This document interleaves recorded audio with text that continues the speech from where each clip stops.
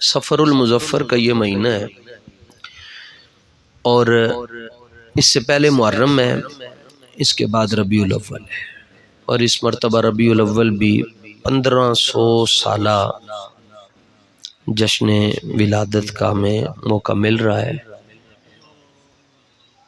ولادت سے لے کر ہجرت تک کے 53 سال ہیں، اور 53 سے لے کر اب تک کے 1447 سال، تو یہ کل 1500 سال بنتے ہیں۔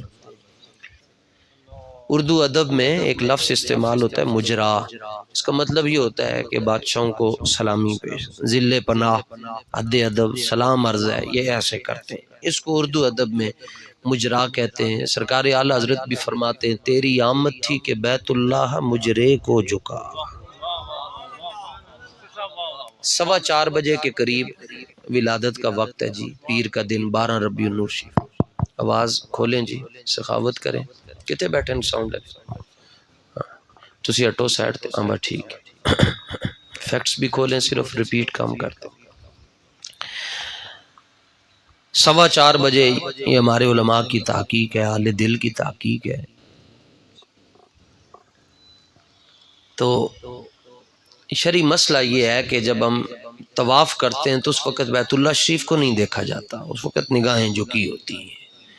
تو حضور پر نور شافع یوم النشور صلی اللہ علیہ وسلم کے دادا جان حضرت جناب عبد المطلب طواف کر رہے تھے اس تہجد کے وقت، رات جا رہی تھی، دن آ رہا تھا۔ جب آپ نے طواف مکمل کیا تو آپ نے حقیقتاً دیکھا، یعنی اس میں کوئی مبالغہ نہیں ہے اور تمثیل بھی نہیں ہے، کہ صفا کی طرف حضرت ام النبی سیدہ آمنہ رضی اللہ تعالیٰ عنہ کا مبارک حجرہ ہے، تو بیت اللہ شریف جو کعبہ ہے یہ اس طرف جھکا ہوا ہے۔ بیت اللہ شریف مربع کی صورت میں 4 اس کے کونے ہیں، تو ایک کونا اس طرف جھکا ہوا ہے۔ تو بے ساختہ آپ کی زبان سے یہ جملے نکلے، اوہ تینوں کی ہوئے ہے، تو بیت اللہ کے اندر سے آواز آ گئی، پتھر بھی بولتے ہیں، شرط ہے کوئی بلوانے والا ہو، تو یہ بھی بول پڑتے ہیں۔ تو آپ کی زبان سے تینوں کی ہو گیا، تو اس کے اندر سے آواز آئی، حضور کچھ بھی نہیں ہوا، ساری دنیا کو میں پاک کرتا تھا، آج مجھے پاک کرنے والے آ گئے، حضور کی ولادت ہو گئی۔ تو اب حضرت مجدد پاک رحمت اللہ تعالی علیہ نے صرف بس یہ نہیں کیا۔ اب کیوں نہیں کیا؟ جہانگیر کو آپ نے فرمایا میں عمر کا بیٹا ہوں، میں نور الحق قادری نہیں ہوں، میں فاروق اعظم کا بیٹا ہوں، ایسے نہیں ہو سکتا۔ ہاں ہوگا اس کو جو حضور کا غلام ہے، لیکن ایسے نہیں، ایسے لوگ کہتے ہیں کیا ہوتا ہے، بہت کچھ ہوتا ہے، ایسے کرنے سے بھی بہت کچھ ہو جاتا ہے۔ آپ نے فرمایا نہیں، پھر انہوں نے کہا جی پھر انج کو تانوں کروانا تے ہے سی، آپ نے فرمایا لا لو ٹل، تہاڈا اپنا کام ہے، لیکن مینوں کسی دا بھار نہیں۔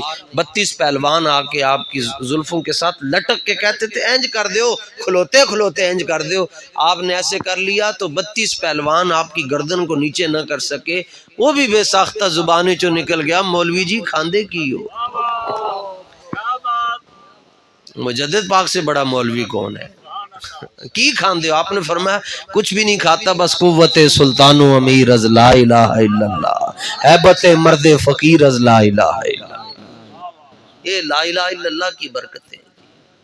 تو ایک تو ان کو کسی کا خوف نہیں ہوتا، اور دوسرا ولا ہم یحزنون، یہ اپنے ساتھ چلنے والوں کے بارے میں غم نہیں کرتے، کہنا دا کی ہوئے گا، کہنا ستّے ہی خیرن، ستّے ہی خیرن۔